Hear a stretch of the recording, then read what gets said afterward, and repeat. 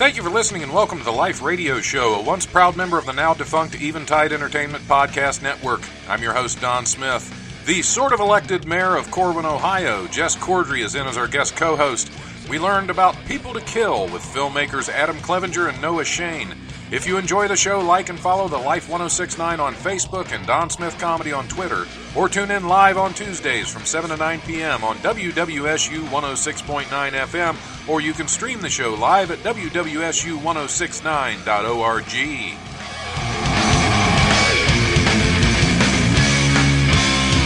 The brutal presence overwhelms me. The brutal presence overwhelms me. Absolutely. Hey. No Facebook Live feed today. Patrick broke the cameras, but welcome to the Life Radio Show. I'm your host, Don Smith. Sitting in with my guest co-host for the week, Jess Cordry is back. Over there getting ready to snort some ashes. Yes, you have to talk me. about that every time you're in. That's just one of the things we do. I did spill them. Reminder, Cordry for mayor of Corwin. I've already won the election, but just throwing that out there. Did? You already won the election? Yeah, my opponent filled out his paperwork wrong, so I'm mayor by default. You got to win some way. Exactly. It's a win. It's a win. It's He'll a take W. It. It's an uncontested election for the thriving metropolis of Corwin, Ohio. Corwin, Ohio. Never heard of it. Yeah, well, it's the 18th most populated village in Warren County. Nice. Yes. That's big things, man. Big things. You're the 436 people. I'm the mayor. 436 people, and you are the. Congratulations on beating no one. Thank you. Exactly. Did he fill out his paper wrong on purpose? It's like, I don't really want to do this, but the wife's pushing me. Distinct possibility. I was just amazed I actually won something in my life. Well, not really, because you weren't going against it. It's not really a win. Really not. It's just, exactly. This will do. It's the only other one we got. It's like, here's your government cheese. Yeah. Well, welcome back. It's good to see you again. Thank you. Pleasure. Been trying to get you on before the election, but now you don't need to be. Well, yeah, it actually is before the election. Well, that's the magic of the Life Radio Show. You're good. Yeah, we put your name out there, and you won hands down. Nobody was even close. Blowout. Yeah, exactly. The other guy got 0 votes. Yeah. What a loser. Our first guests are in the studio. We have filmmaker Adam Clevenger. Hello. In with actor Noah Shane. Hello. Welcome aboard. You might want to get that mic closer to you. Okay. Jess, what are you doing to my producer over there? I'm touching him inappropriately. Okay, well, as long as you keep it over there, because I don't want that much inappropriate touching going this way. I do like his shorts. Why are they on the floor? Hey, you should see him in his kilt.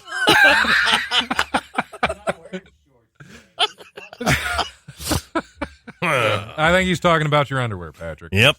This is Jess, by the way. He's a little different.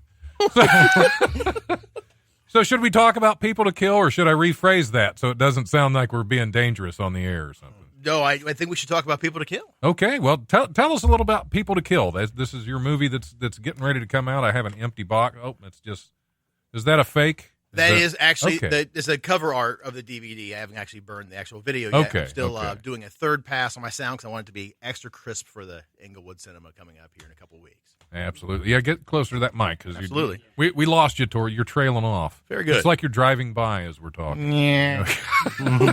Very good.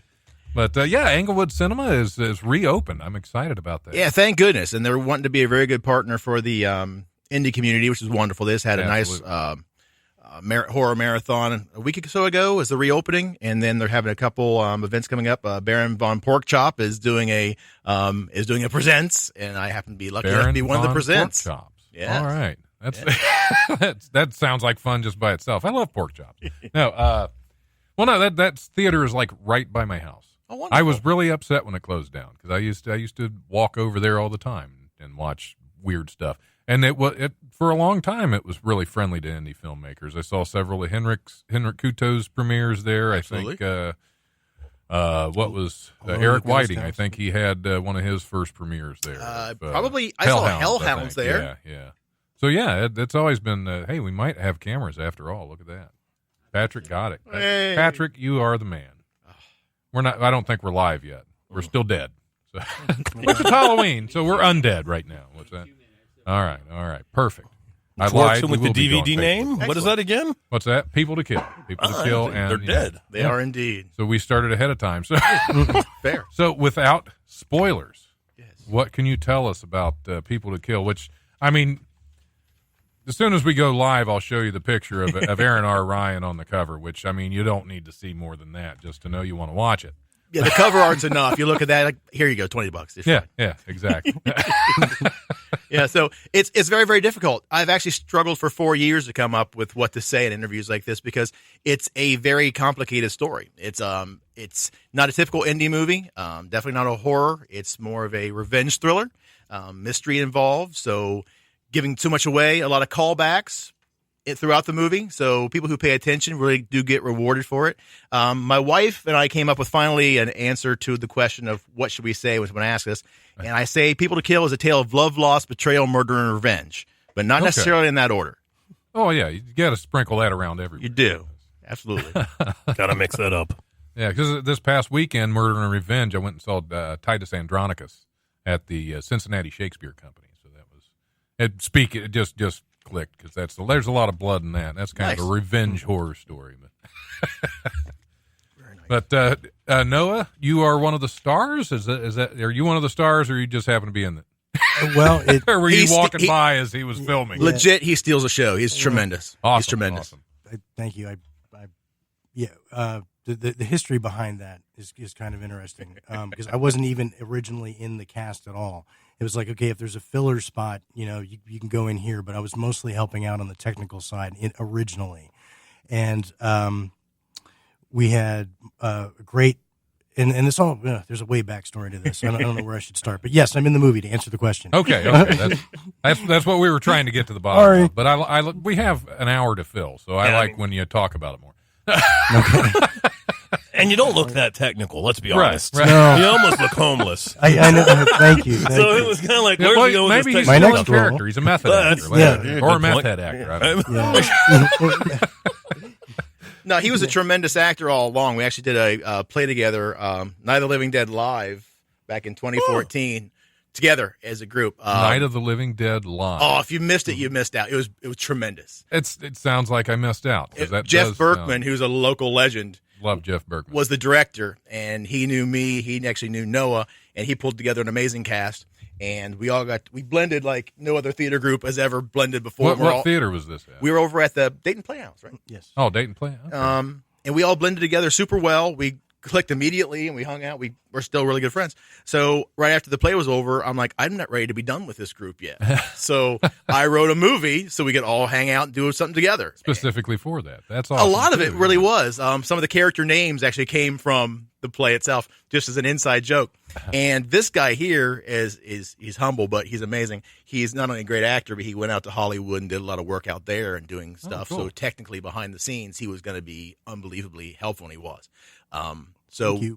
Oh, no, absolutely. So it wasn't like I didn't want him to perform because he was amazing, but he wanted to do something else. But we had someone kind of not be able to make it. And Yeah, well, one of our inspirational leaders, Marcus, he was the lead in Night of the Living Dead Live, and he had worked with Adam originally after the production of Night of the Living Dead Live in around the beginning of 2015, and wanted to come on board to make a local film because Adam had a lot of experience with it with Henrik Kudo Right. and other local filmmakers, Justin Wade Mills, and all over the place, the Dayton scene. And I didn't even know there was a Dayton film scene. I thought the Night of the Living Dead was over. That was it for me. That was the first play I'd done in 17 years. So I was just kind of like, yeah. And the reason I auditioned for that in the first place was, and I think I won by default. No competitor. Yeah, sometimes I've heard Yeah. that happen sometimes when Yeah. nobody else wants that part. Yeah. Yes. he I'm could have glad been. you were paying attention. It took me a while to. He couldn't have been figure more that in. perfect. Don't let him. Don't No, let him- I played the character Harry, and I naturally had the right hair for it. I just made it black, so it was just nothing on the top of the reverse bent mohawk, as I call Right, it, my right, particular hairstyle. The only one I've got. that or shave my head. Yeah. So they're it's fine either way. Shaving your head's not a bad thing. Now, do you have like Dwayne Jones or Carl, people from Night of the Living Dead in there? Or is you don't want to give away too much? No, we did some name homages, but that's about it. Yeah, None of the character names? Yes, a couple of them. In fact, his character name is White Ben. And that came as a joke because in Night of the Living Dead, I had to play a character, and Ben was an African-American guy. And in the play, everything got switched around. And my character, who was a sheriff, ended up becoming the new Ben. And I was a very racist white Ben. And I hated playing that role so much that when I made a movie, I wanted to make the villain White Ben just to be cathartic and get rid of it. And so that's where it all came from, was White Ben. So the name is literally a stage direction, and only the actors, technicians, and directors know that we put the play on. No, it's never actually said, and it became a character. And since I am not a black martial artist, we changed the could have fooled me. Yeah, it's true. I mean, it's true. And I'm never even going to pretend to be that good of an actor. So White Ben became Russian because I just wanted to add something different to it and make it interesting. So you didn't enjoy playing the racist jerk, because no, it wasn't. I did years ago. I was cast in The Foreigner at the Brookville Community Theater up there, and that was one of the most fun roles I got to play, just because I got to be that jerk. And that was fun for me because I'm not that person, but you step out and, Absolutely, that's fun. I got to push people around on stage and yell. And one of my favorite moments in theater, if you've ever seen that play, is there's a part where it's Owen Musser's the character name, and he's being ridiculed by everybody in the scene, and the audience is laughing and everybody's making fun of him, and then he explodes and goes on a rant and starts threatening and just going nuts. And by the time I walk off stage, I mean, that audience is dead quiet. Nice. And that's just, to me, that was like, yeah, got him. Isn't that what happens when you do stand-up, too? Yeah, dead silence. I like that. I don't want laughter interrupting my jokes. That's just rude.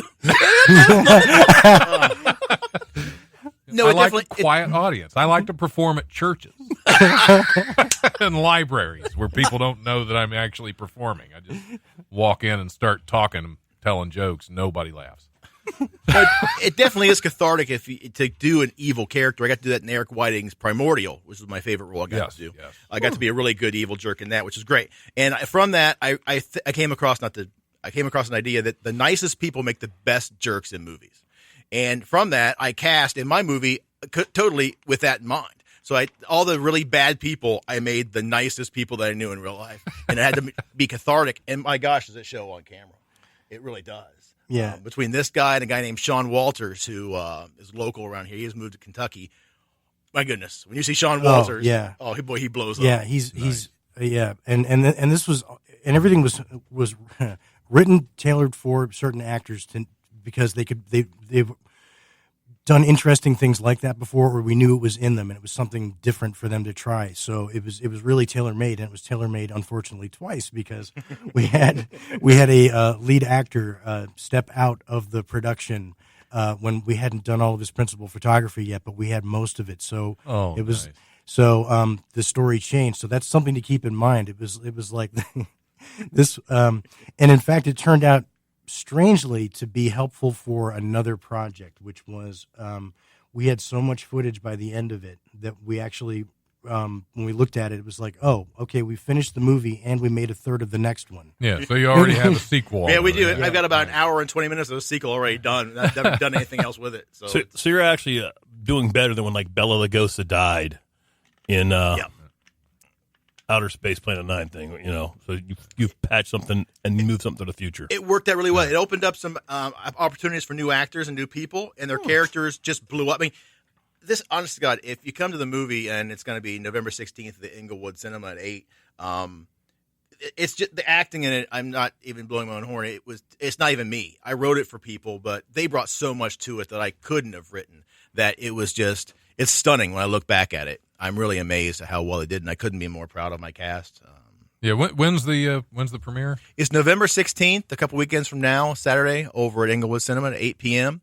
And one thing we are doing is interesting is that the entry is not, the money does not go to me. We're doing a donation thing. The Inglewood Cinema and I agreed upon a donation for a charity, and all the money is going to go to it. So Nice. that's going to be kind of cool. If you want to support me, and thank you very much. If you want to support me, and I do appreciate it if you dig the movie, I'm going to have DVDs for sale and some T-shirts and some props and some a few other things that should be fun. So if you dig the movie, by all means, it's a DVD, watch it forever. Yeah, and get out because Adam's Movie's there, People to Kill, and get out because it's Englewood Cinema is open again, and that's something to celebrate right there, because that place was been there forever. I used to go there when I was a little kid. So yeah, it's really, I was really excited to see it open back up. Yeah, it's a nice classic style theater. I grew up when I was a little kid. I was in Baltimore, but Inglewood Cinema is like, I'm home again to my childhood. So Yeah, there you go. It was nice. But no, I did talk about actors dropping out and stuff like that. I always enjoy stories like that because it just, to me, that's the fun of independent film is you have to be able to roll with everything that happens or you're never going to get through it. 6 Feet Below Hell was one I was in. It's about to be re-released again, but I think it's still on Redbox, and it's been out there a little over 2 years. I was in that. I was originally cast as a different character. Well, the first day of filming, the character Reggie, who I end up playing, the guy that was playing that backed out like 22 hours before we were going to start filming. So, of course, the director's having a fit. You know, he's furious. You know, I'm going to have to rewrite. And I got a hold of him. I was like, William, don't do that. I said, I'm not due on set for 3 weeks. I'll go ahead and step in and play Reggie, and you can recast my part and have him on there. You'll have 3 weeks to do it. You don't have to rewrite or panic. So, because it's about the same size role. I was indifferent. And turns out I loved being Reggie. We got down there, and this is just being on his sets, especially, just we get done early and we just roll with what we got. And it's so much fun, but they get out there. We showed up the first day to film, and the location, the guy that was supposed to let us in was passed out drunk from the night before and didn't get up to let us in. So 2 hours we're trying to get into this building. Well, finally we find another location to film about 20 minutes away. So we're now 2 hours and 20 minutes behind schedule. This scene was written kind of specifically, my first scene in the movie was written specifically for that location. Oh, wow. So the scene didn't work as it was written. So I stepped in as a character that I wasn't cast in. My entire first scene was ad-libbed. Oof. And we had so much fun. And it's been out for 2 years, so I can do this spoiler with this one. We had so much fun with me ad-libbing that scene that rather than kill my character off, which is what was supposed to happen, I came back at the end and killed off 2 of the main bad guys. Nice. Because we had so much fun just on the fly ad-libbing this crazy scene where I'm basically beating people with a croquet mallet. I love stuff. That's the beauty of indie film to me is just being able to like, okay, let's do this. Because we didn't even know what I was going to, because I had to come into this room and disable these 3 guys. Mm-hmm. And we had no idea how I was going to do it because we changed locations. Sure. Absolutely. So we didn't have what we had set up there. So we're looking around, and the only thing, there's all these weapons laying around that he brought with him. Well, we're in somebody else's house, and they just happen to have a croquet mallet leaning against the wall. And I grabbed it. I was like, this is what I'm using. Nice. Very awesome. Shaun of and the he looked Dead. at it, and he's like, perfect. Very, very good. Very, very good. But, yeah, Reggie was such a fun character to play because he was a redneck idiot boy. And I loved that. I can see why. I mean, it was like typecast, but you know. So, how many films have you two done together over your history? Well, not too many films. I mean, we showed up together in Primordial, and then this one. Wait, Calamity Jane, right? Calamity Jane's Revenge. Yep. Well, there are 3 of us from Calamity Jane's Revenge. That's there. right. Yeah. That's right. Yeah. That's right. Yes. Sorry, Jess, you're left out. One of these people are doing their own thing. No. Yep, one of these people just got elected mayor. Congratulations. Against no one. He didn't get elected. He got defaulted. I beat none of the above. There's going to be a write-in. During the actual election, there's going to be a write-in campaign. And you're going to lose. I hope so. My wife hopes so. Everyone in the town hopes so. Oh yeah, well that's why it's going to happen. So what was Calamity Jane? Is it a good film? I mean, that was Henrik Kuto. Aaron R. Ryan plays Calamity Jane. Who's in my movie as well. Yeah.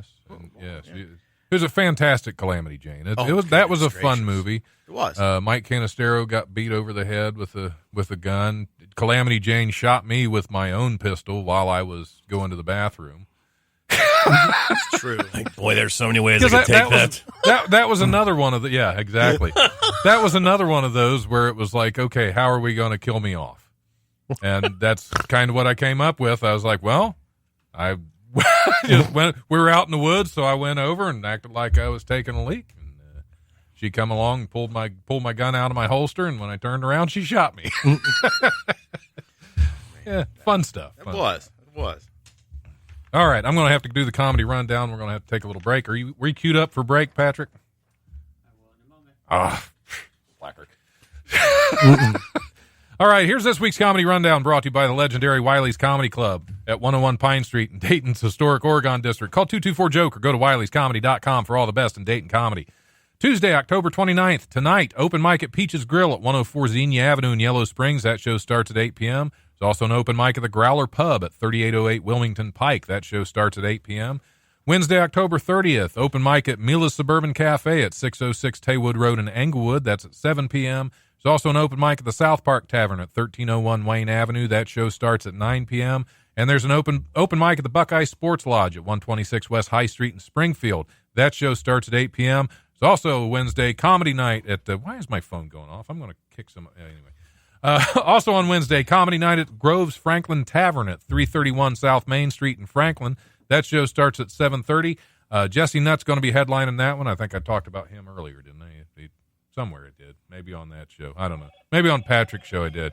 Somebody want to answer that? Yes. Not my phone this time. Are you getting called into work? Turn down too? your phones. Yeah. We're all professionals. I swear. Absolutely. No, I powered it off. Yeah, where do you think you are? This is a professional radio show. I powered it off, so I'm gonna, Anyway, comedy night at the Groves Franklin Tavern. I'm going to be on that one as well, doing 10 minutes. I don't even know what I'm talking about yet. I should probably get that together.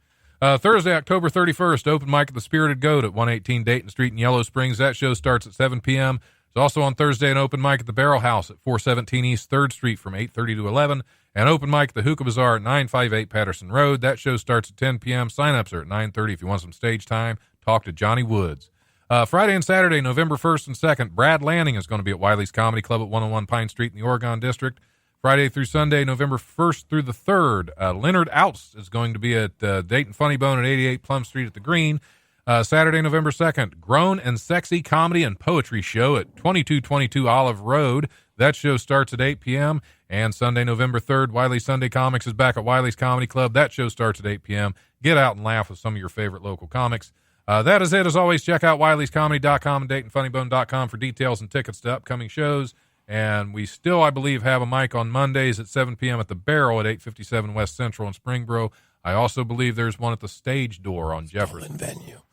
I've heard.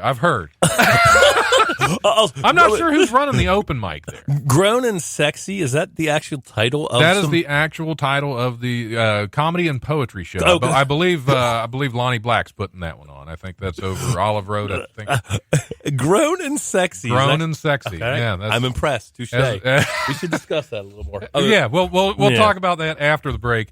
We're going to go ahead and take a break. This is fitting for this show. We're going to play some Potter's Field. This is Fell from Grace. We'll be right back. Patrick?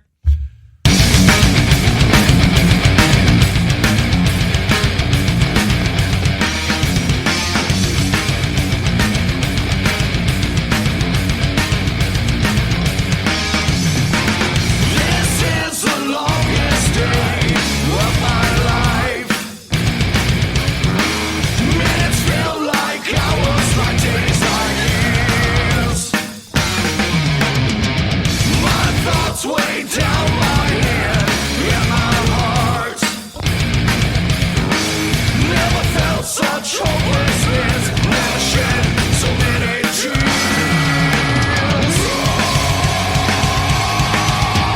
Why stare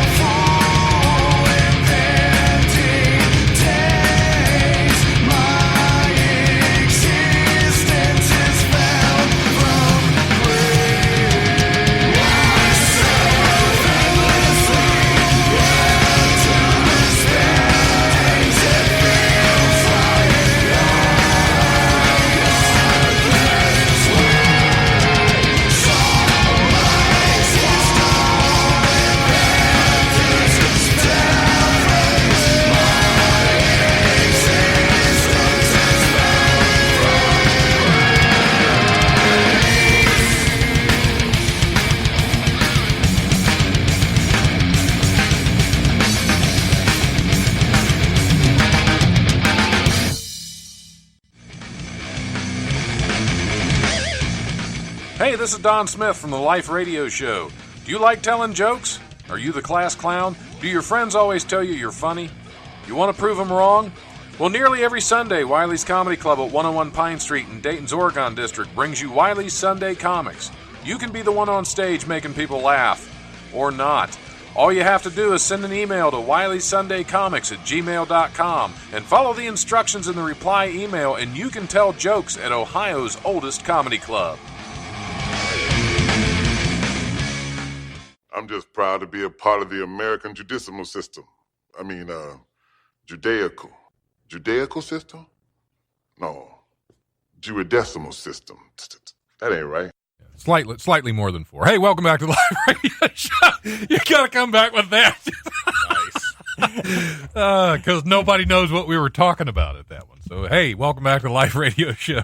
I'm your host, Don. This is how we do things. We're just dumb. I'm your host, Don Smith. Guest co-host.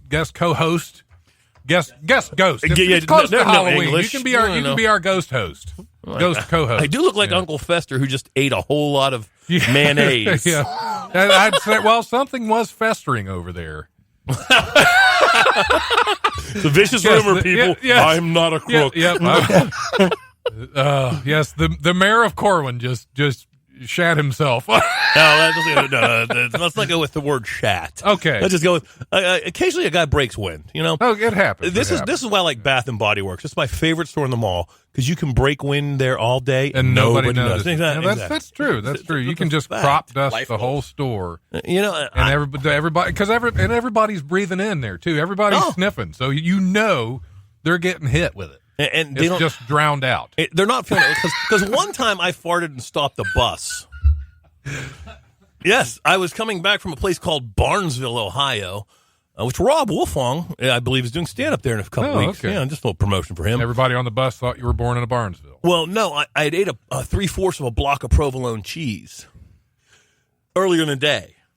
That's a lot of cheese, okay? That's a lot of blockage as well. Yeah, and it festered on the ride home. It was like 9, 10 o'clock at night from a wrestling trip, and I just let this bubble come out. I felt like a bubble, just boom. And I'm thinking, oh, this is going to be okay. And all of a sudden, the guy in the back of the bus Nothing goes, about this is okay. the man in the back of the bus goes, "Man alive!" And I start hearing people praying. Jesus' name was spoken multiple times. We have our first potential show title, A Festering Bubble. Yes. It later became known as the Barnesville Bomb. But what had happened, they started to blame it on this other guy who farted a lot. And finally, they saw me shaking and laughing, and they realized it was Jess. So my coach demands the bus driver pull over, and he drags me by a collar outside the bus and says, "If you ever do that again, you're walking home, and it's 30 miles to home. You're walking home." They stopped the freaking bus with a fart. I mean, that's impressive. That's impressive. Thank you. Well, don't stop a radio show with one. Well, listen, that was just a little slip. Yeah, there's no windows. It's already a little stuffy. Yeah, it's in a little here. sweat. Yeah, don't sweating do like a pregnant nun. Our very fortunate guests are sitting over here looking at me like, what guys. the hell did I get into? Adam Clevenger and Noah Shane are still in with us. Somehow, somehow, I guess because the door's on the other side of me and they can't sneak out, I'd catch them. There's no escape. Yep, aren't you glad you came on the show today? Thank you so much. Great, thank you. All right, are we ready to hit some news stories? News up. I don't know if these are any good or not. I was pretty trashed last night when I put these in here. All right, let's see what we got here. Yeah, this one I don't remember at all. She went to get a cleaning, and then she made a clean break of her own. A former politician in Colombia who was jailed for buying votes. Buying votes. Kind of like getting elected by default. Or winning a presidency. Who was jailed for buying votes, escaped on Tuesday after she was allowed to go out for a dentist appointment in the capital of Bogota. With the prison guard escort, Aide Merlano, 43, went to the orthodontist practice I can't talk. I can't get through. That's why We are professionals. Yes, but was then left alone when the doctor suggested the guard wait outside in the waiting room. The inmate was taken into the doctor's office. The doctor suggested the guard stay outside, and when the situation became apparent, the guard found the material items that were used in the escape, said General William Ruiz, former director of Colombian National Penitentiary and Prison Institute. Former director. He got fired on that one, I think. So, yeah, she went to... Can you get... If you're in prison, isn't there a prison dentist? Do you have to go out to a dentist? It's Colombia. Let's think about this. That's true. That's true. I've been to Panama, been to El Salvador. They don't have the best dental. Let me just tell you, they have summer teeth. Some are this way, some are that way. Some are not even there. Right. So did they not notice this? Did they not know ahead of time this was going to be an escape attempt? Gentlemen, what do you think? Colombia. What about Colombian?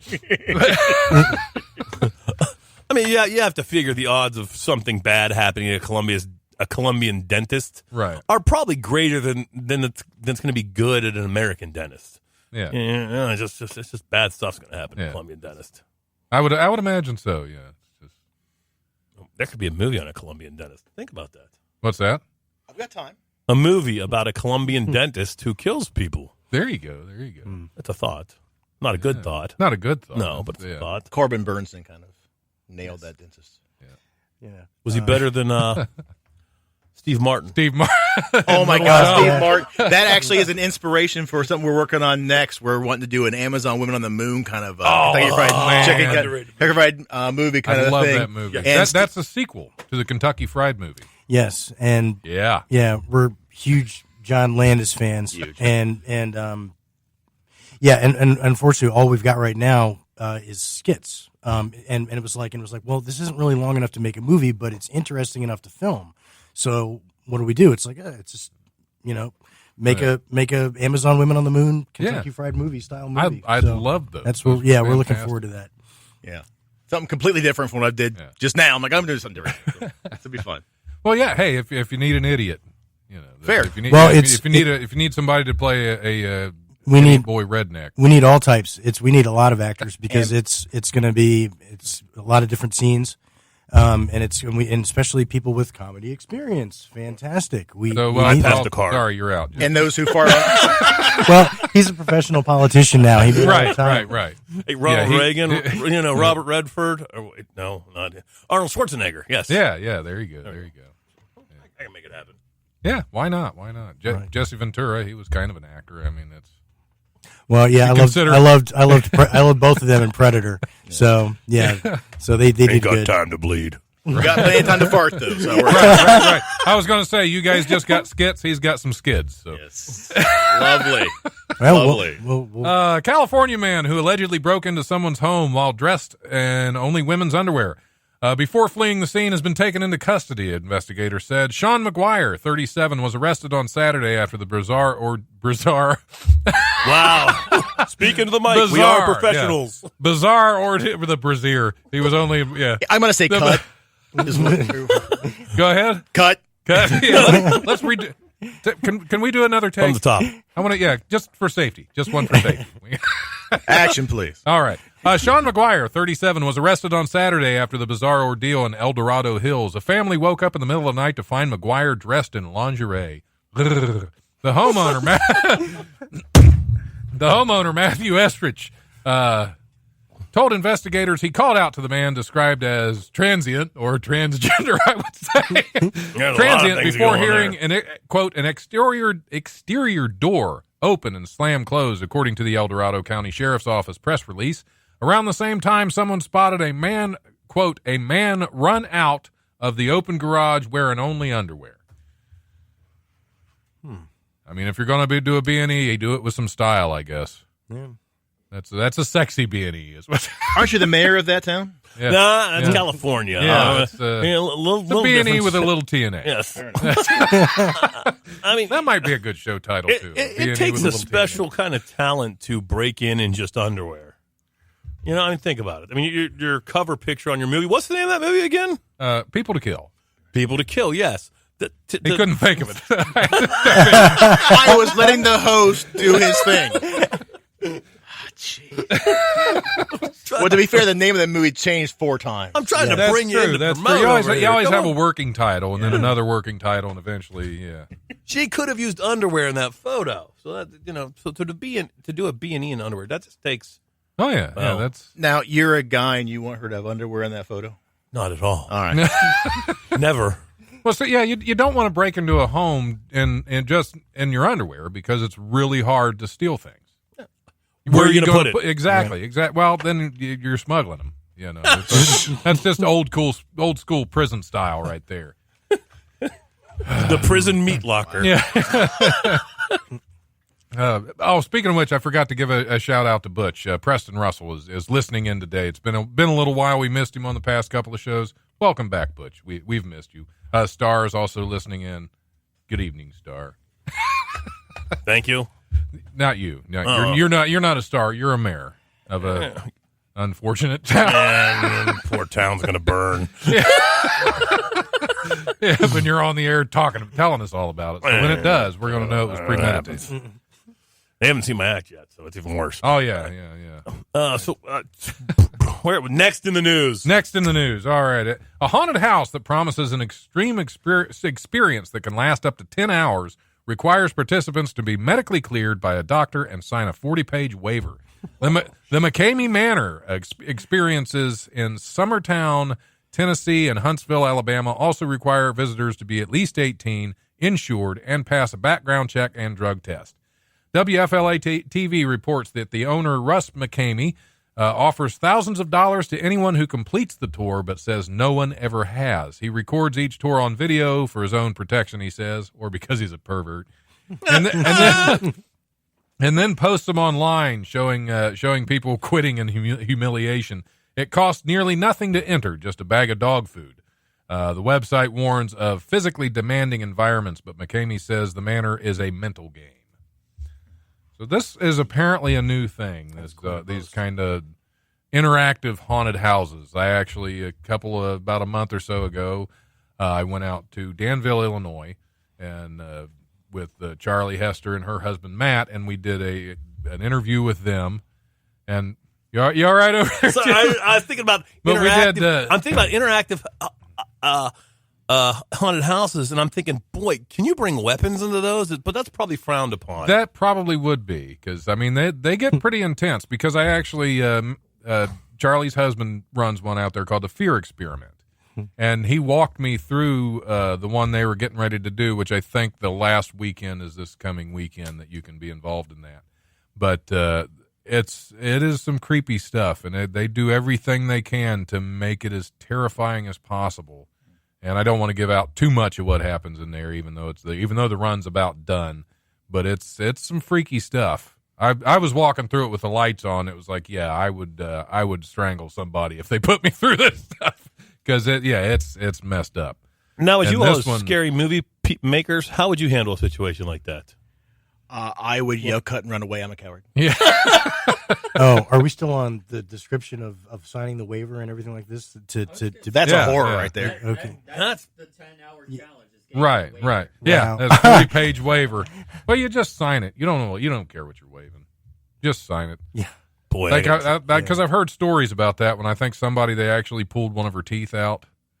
Huh. I mean, yeah, it's a brutal. Yeah, I it's got in trouble for waiving I a will few pass things, on that. Yeah. That's just a little waiver. a tiny waiver, yes. But that's signing a waiver. I've had to do that for wings once, but So what's the difference? exactly. You had to sign a waiver for what, chicken wings? Yeah, Were hot they wings. that hot? Yeah. Oh, yeah. That's crazy. Wow. And Why? Why would you eat something that is so hot you have to sign a waiver knowing that you're going to be damaged in some way? well, I was already because you're already damaged. That, I mean, I answered my own question. Sometimes I do that. Yeah, it was in Weirton, West Virginia. Weirton? Yes, Weirton, West Virginia. North of Wheeling, West Virginia. Oh, Weird and White by Wheeling. Yes, exactly. White. This is one of the best. It's Drover's Wings. You have to sign in a waiver for their atomic wings. They're quite painful and quite delicious. Anyone in that area, general Pittsburgh area, will let you know it's probably the best wings around. Yeah, I'm not signing a waiver. I- for wings. Yeah, that's too much. That's too much. Yeah. After that experience a few minutes ago, you don't need anything atomic. Touche. You're atomic enough on your own, Jess. Touche. Sorry, Mr. Mayor. Oh, all right. Where are we? A hazmat team Good timing. Ding. A hazmat team responded to a halfway house in Pennsylvania this week after a resident received an order of uranium through the mail. Authorities say no charges will be filed because the shipment was legal and poses no health threat. It's uranium. Upper Darby police say the Harwood House resident ordered 2 grams of powdered uranium for $12 from a Michigan company. It was in powder form and sealed inside a glass vial within a cardboard box. When it was delivered Monday afternoon, the halfway house screens all incoming packages and found the powder. They notified authorities, who determined the substance was uranium-238, a material that can be shipped through the mail. Yay. Little Marvin Martian thrown out there. It's not clear why the resident ordered the uranium. Authorities say the substance posed no health threat. Until it becomes clear why he ordered uranium. I guess it was just to do it. I would interject that uranium is probably from the water from Flint, if he's coming from Michigan. They extracted it. Yeah. And from my history, uranium's only good for making DeLorean machines go backward in time. That could be, yeah. 1.21 gigawatts. Yeah. 1.21 gigawatts. Was Doc Brown ever in a halfway house in Pennsylvania? Or are we changing the story? Well, he's bounced around through time. You just no telling where he you could never end know. up. Yeah, I mean, this could be an alternate universe, alternate timeline. I don't know how that works. Doc's it's all gotta too do better. complicated. Yeah, Doc's got to do better. Einstein, possibly. Well, he's trying to turn he's in a halfway house. He's trying to turn his life around. Apparently, he's halfway there. I mean, at this point, Biff 1 is in president now. So it's... That is true. That is true. Biff has this is that alternate timeline. It sure is. Man. Good call, man. You didn't Good have call. to reach real far for that one. I like what you did there. Thank you. Can I not say that on the air? What's the difference between? There's nothing really bad in there. It's we're not saying that because it's dumb. It's dumb. Dumb stuff will not be permitted via Facebook.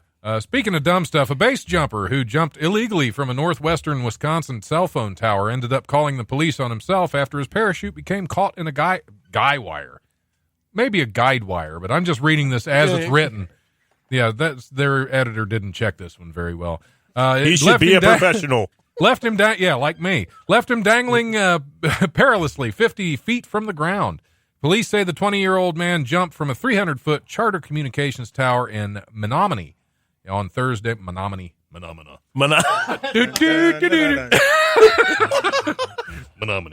After his rescue at around 9:30 a.m., the man was treated at Mayo Clinic Health System and arrested for criminal trespass. Base jumping stands for building, antenna, span, and earth, the 4 common objects from which base jumpers launch their descent. Wonder what the uncommon objects are. Yeah, there have to be some. Well, that's just the common objects. That's why they named it that. If there was an uncommon object, you'd have to add another initial. Like, would it be like a like if it was from a railroad, it would be that would be barse jumping now, or baser. I don't know. See, we're getting stupid now. I don't like getting stupid on this show. This is professional. Yeah, I love that you added the now. Well, yeah, because we weren't stupid before. No. We've just reached there. We've reached our stupid. So there's no towers in base, I'm assuming? That's the antenna. Oh, yeah, that makes sense. Yeah. Sorry. As a mayor, I catch It's an on quick. antenna tower. Yeah. Yeah. Oh, I just figure something would be irregular. Yeah. That's okay. We'll get there. Yes. We're Next batter. We're losing them, Mr. Mayor. No. We got to find something. There's got to be something better. An Iowa woman died on Saturday from an explosion in what appears to be a gender reveal party gone wrong, officials said. The victim, only identified as a 56-year-old woman, was at the party in Knoxville when authorities were called about a woman who was severely injured in an explosion. And we're laughing about it because we are terrible people. Once investigators, because it's a gender reveal party, you get what you deserve.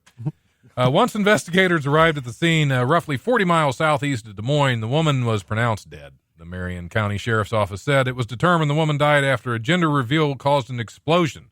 The Des Moines Register reported debris from the Debris from the explosion flew through the air. Was it debris of Debbie is the problem? That's my concern. What it was, yeah. That's why they only identified her as a woman, because they didn't know that was all they found. Was that the hole that was supposed to be there? Yep, that was a woman. Oh, man. Debris from the explosion flew through the air, reportedly hitting the victim and severely wounding her. Officials did not release further information about the incident. However, gender reveal parties often make headlines for their disastrous outcomes, which it's never going to be less than a disastrous outcome because it is a kid. Winning. That's the disastrous outcome right there, is that it is a kid. What was the gender?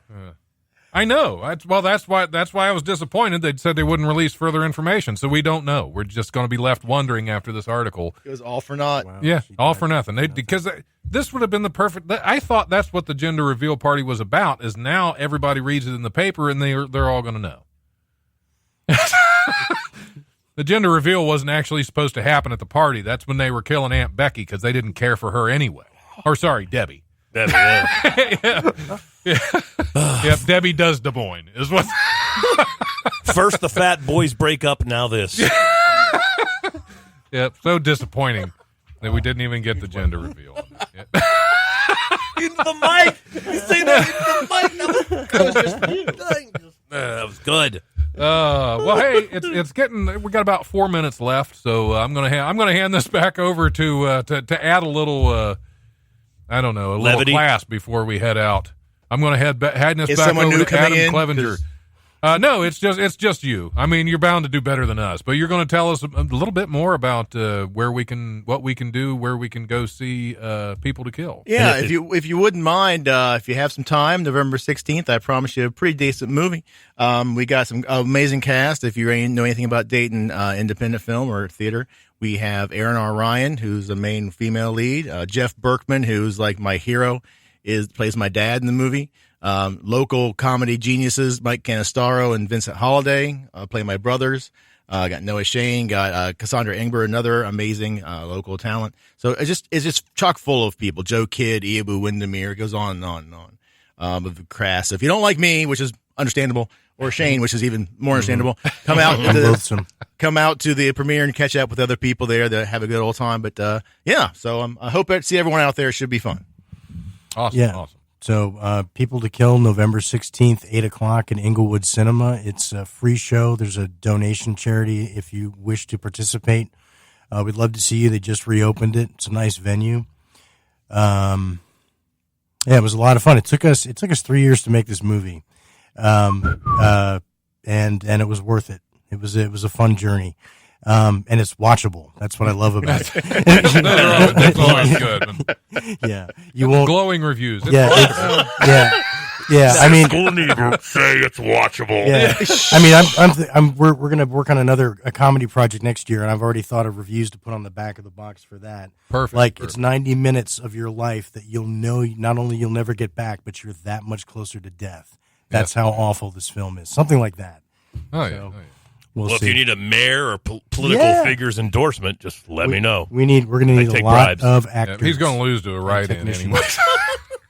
No, the reviews have been very, very positive, and I get a lot is on top of the horror stuff involved. What I got most at the end was I didn't expect it to be that funny, and people were dying. It was I'm very happy with how funny it is on top of everything else, because in my mind you can't have horror without comedy. It all works together. Great. So the movie is very much like that. It's very everything's blended, everything's for a reason. So and hope you'll dig it. Excellent animatronic gore effects in this film. They came out wonderful. So we're happy about that. Yeah, shout out to Tanya Taylor and Erica she- Blackstock, who worked that very hard on that. Did great.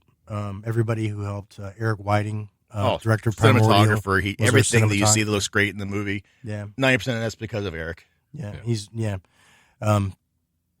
was great. It was like a family feel, which was kind of nice because this whole process began from Night of the Living Dead Live, and it turned into this, and the whole cast from Night of the Living Dead Live, the national premiere, directed by Jeff Berkman. Which another thing about him is he's actually a George Romero zombie, and we got him in our movie, and I love that. He was in Day of the Dead. Yep. Yeah. I did not know that. Yeah. The baseball that. catcher zombie, if you see him, you got the baseball catcher mask on. Huh. Yeah. I'll have to rewatch it so I can see if I can point him out. He's great. Yeah, and he's such a nice guy, and his role is just the really not your dream dad by any means character in this. Like Rodney Dangerfield, in Natural Born Killers. Not quite, but they would probably be poker buddies. I would think, right, cool. Possibly. I don't know. Kind of like the character Uncle Luke from. You know what? That was awkward Thanksgiving. Yeah, I have to tip my cat. That actually, I've always known Jeff. He's been great. There's a couple of things I saw that movie. I'm like, I think I can do something like that, with this. And I did, and I'm very proud of it. So yeah, but yeah, Uncle Luke, absolutely tremendous role for Mr. Berkman's. Awesome, yeah, because that was a fun movie anyway. Oh yeah, it's my favorite. Yeah, and great lines, and I know he felt really uncomfortable doing those because it's so not him. But it was funny. It was well written, and there's a lot of just clever scenes written for actors in this, and it was fun.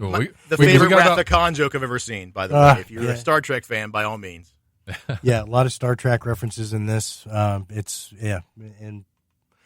we filmed in locations that are gone now. Oh, absolutely. Nice. That's one of the proud. It's very open because we filmed in Columbus and Cincinnati and here and everywhere else, and in great locations in churches and stores and bowling alleys. So we really opened it up, and I couldn't be more proud of how it turned out. Well, we're going to have to hit our break. Do you have social media you want to throw out there real quick before we go? Well, yeah, I'm actually building a web page. The company is Epic Failure Productions, so the web page is epicfailureproductions.com.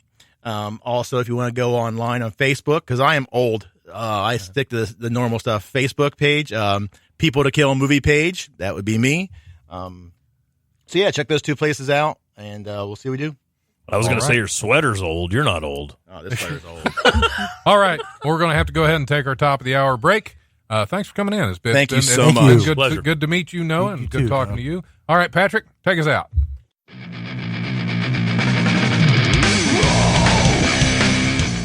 Thanks for listening to the Life Radio Show podcast. Check it out wherever you listen to podcasts. Remember, if you want to listen live, we are on Tuesdays from 7 to 9 p.m. on WWSU 106.9 FM. You can also stream the show live at WWSU1069.org, and we go Facebook Live at the Life Radio Show's Facebook page. If you have suggestions or comments, feel free to email thelife1069@gmail.com.